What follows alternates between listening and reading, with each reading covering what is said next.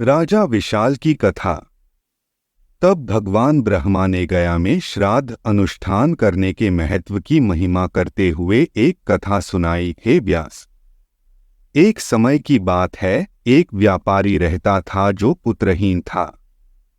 एक दिन जब वह अपनी तीर्थ यात्रा पर थे, उनकी मुलाकात एक बेचैन भूत से हुई, जिसने उनसे गया में पिंडदान की रस्में करने का अनुरोध किया, ताकि न केवल वह आत्मा होने के दर्द और यातनाओं से मुक्त हो जाए, बल्कि वह व्यापारी भी मुक्त हो जाए। स्वर्ग चला गया। भूत के अनुरोध के अनुसार व्यापारी अपने छोटे भाई के साथ गया और न केवल भूत के लिए बल्कि अपने पूर्वजों के लिए भी पिंडदान का अनुष्ठान किया। फलस्वरूप न केवल वह प्रेत बल्कि उसके सभी पूर्वज भी मुक्त हो गए। उसके पुण्य कर्मों के फलस्वरूप व्यापारी को एक पुत्र की प्राप्ति हुई।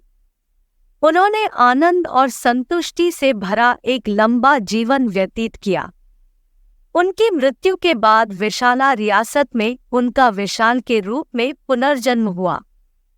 बड़े होने के बाद उनका विवाह हो गया, लेकिन काफी समय बीत जाने के बाद भी उन्हें कोई पुत्र उत्पन्न नहीं हुआ और इससे वह बहुत दुखी रहने लगे।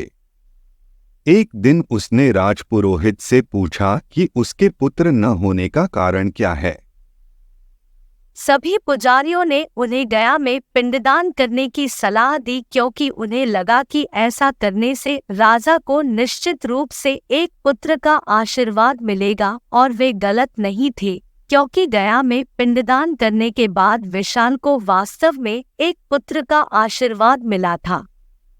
एक दिन जब विशाल शाही बगीचे में टहल रहा था, तो वह 3 संस्थाओं को आकाश से नीचे उतरते देखकर आश्चर्यचकित रह गया। उन तीनों के जमीन पर उतरने के बाद विशाल ने उन्हें करीब से देखा। उनमें से एक का रंग गोरा था, जबकि दूसरे का रंग लाल था। उनमें से तीसरा और सबसे क्रूर व्यक्ति सांवले रंग का था। एक पल के लिए विशाल इस रहस्यमय दृश्य को देखकर स्तब्ध रह गया, लेकिन उसे संभलने में देर नहीं लगी। उसने उनसे पूछा कि वे कौन हैं, और जो उत्तर मिला उससे वह दंग रह गया। दरअसल ये 3 संस्थाएं कोई और नहीं बल्कि उसके पिता, दादा और परदादा की आत्माएं थीं, जिनकी बहुत पहले ही मृत्यु हो चुकी थी। वे विशाल को धन्यवाद देने आए थे, जिन्होंने श्राद्ध के अनुष्ठान करके उन्हें उनके सभी पापों से मुक्त होने में मदद की थी। निष्पक्ष दिखने वाली संस्था, जो वास्तव में विशाल के पिता थे, ने कहा, इंद्रलोक तक पहुंचने में मेरी मदद करने के लिए धन्यवाद। यदि आप न होते तो मैं अभी भी नरक में पड़ा रहता। लाल रंग वाला व्यक्ति आपके दादाजी हैं, जिन्होंने जीवित रहते हुए गंभीर पाप किए थे, और परिणामस्वरूप वह अपनी मृत्यु के बाद अवीची नामक सबसे क्रूर नरक में गए। वह भी तुम्हारे कारण ही मुक्त हुआ है। हमारे बीच तीसरी सत्ता और गहरे रंग वाली वह आपके परदादा हैं। उसने जीवित रहते हुए घोर पाप किए थे, परंतु तुम्हारे कारण ही वह भी मुक्त हो गया है।